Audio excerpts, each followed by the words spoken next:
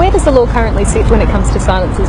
Well, the law as it stands at the moment is that silencers, or we like to call them moderators because they don't actually silence anything, they are regulated under the Prohibited Weapons Act 1998, and you need a commissioner's permit to get one. The way it was being regulated in the past was it's effectively saying no one should have them, and we don't think that's right. There's good economic reasons and good conservation reasons for having them. Many other countries in the world with equivalent regulation format to Australia does have, in fact, almost compulsory in many cases. So what would you like to see? Well, I'd like to see a situation where shooters, and whether they're professional, but I'd like to see recreational shooters be able to get access to these particular moderators, because I think it will help us a lot in terms of not just saving their hearing, but also make sure that we can regulate the number of feral animals more efficiently. And you mentioned it a little bit briefly there, but if you just wanted to go into why silencers would be a good thing. Well, look, they are a good thing because they help us reduce the feral animal load. They would be good for farmers for exactly that same purpose. They are not a danger in relation to criminal activity in Australia. In fact, we can't get an adult debate going in Australia on firearms laws. It's all dominated by sloganeering from the anti-gun propagandists. There's never been a comprehensive argument put by anyone why they shouldn't be available legally in Australia, not just to mention New South Wales.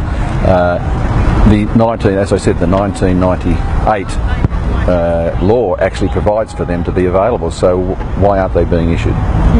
And you mentioned it a little bit earlier as well on, they're called silencers, but they don't actually effectively silence the gun. Do you want to explain that a bit more? Yeah, what happens with a moderator is that it reduces the noise. It doesn't silence the noise, in other words, make it no noise. And the whole noise thing is also a furphy, because a large amount of the noise that does come from a projectile or a bullet is the sonic boom. And that's going to happen anyway, regardless of whether you have a moderator on the end of your rifle or not. And so this sort of images that we see in sort of James Bond style movies, it's not quite correct? Not correct in any way, shape or form. It's nonsensical almost. The reality is, if they were so efficient for criminals to use, then why aren't criminals using them? Why? And terrorists, I might add. Why aren't they doing it? Because they like to make as much noise as they can, not as little noise. They want people to know that they're shooting up people's houses in the western suburbs somewhere. No, the whole thing is being driven by propaganda. There has been no argument advanced anywhere in Australian politics that actually supports the position that they should not be legally available. And is there, I saw there was some criticism that in terms of hunting situations it might lead to accidental shootings if people don't know there's shooting going on in the area. Do you think that that's an issue? I don't think that's an issue at all. Every shooter, regardless of whether there's noise or not, or a large amount of noise or not, the number one safety issue is identify your target.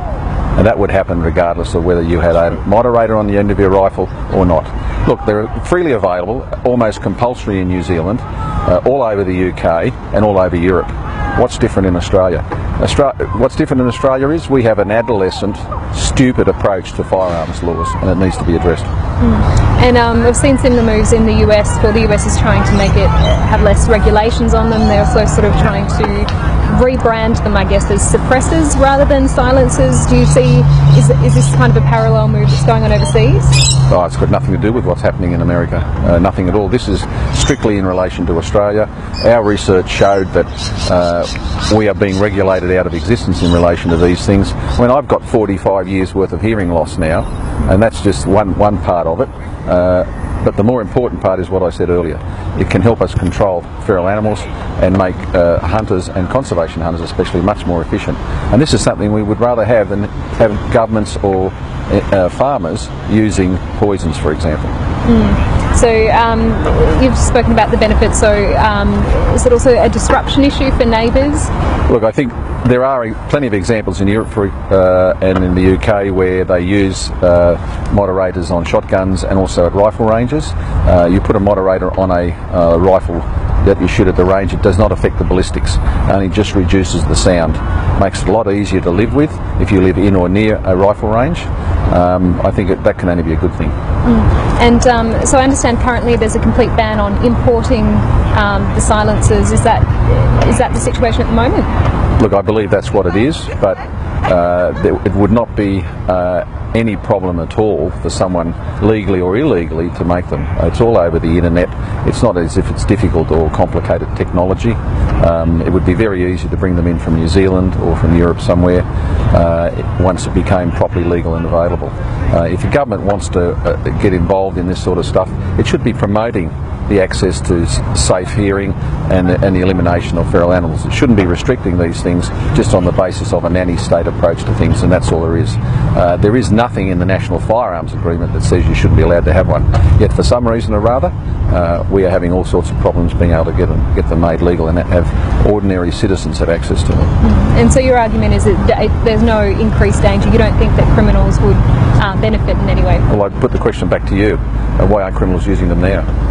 You know, the reality is, if criminals wanted to use them, if terrorists wanted to use them, they would be using them now. The answer is most criminals don't want to use them because they like the idea of making a maximum amount of noise when they shoot their pistols off, or in the case of a terrorist, create as much disturbance as they possibly can and fright, shock and horror from the public. If you have a moderator on the end of a rifle, or even worse on a pistol, it doesn't do that. It doesn't talk to their narrative. And you're saying it's easy enough if they wanted to make the technology? It's very easy. Anyone can do it in any home garage, workshop, whether it's sorry, I had to kick that ball. Anyone can make them in any backyard workshop with a lathe. Very easy to do.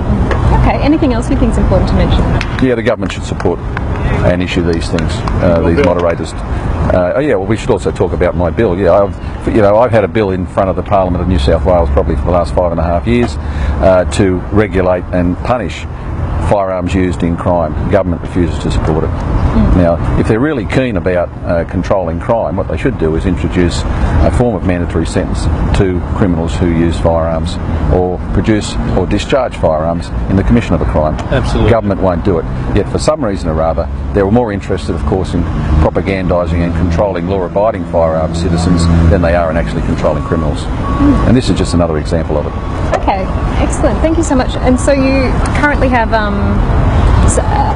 proposal to the state government on silencers? The proposal side of things. Yeah. Look, we went through the process and negotiated with the government and talked to them. They produced a paper out of their consultative committees with the Firearms Registry, which recommended that these things go forward.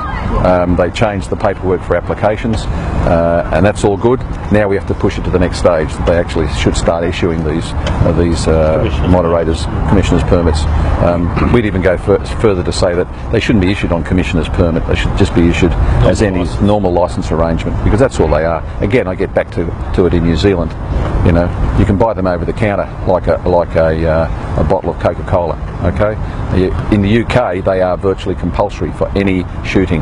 Yet for some reason or other, the boogeyman comes out in Australia and we're all scared. Ooh, this is scary stuff.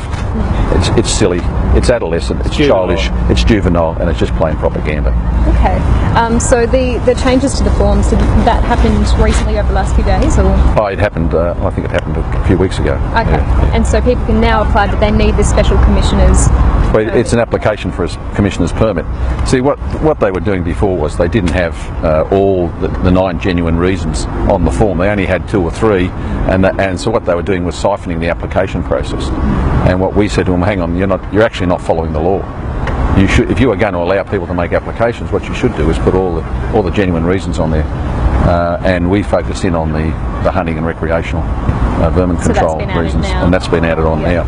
Okay. No, it doesn't mean that when they make an application automatically they're going to get one. Yeah. That's the next political push that's got to come. But just to get them act fairly on this stuff is the hard part. Okay. So the next step is to get it to be less. Well, that's right, less restrictive. Yeah. And as I say, we don't actually think that they should be on a commissioner's permit anyway. Yeah. They should just be generally available. The same as New Zealand, the same as the UK, same as all over Europe. Most of Europe. It's just why are things worse in Australia? I would think actually things are better in Australia.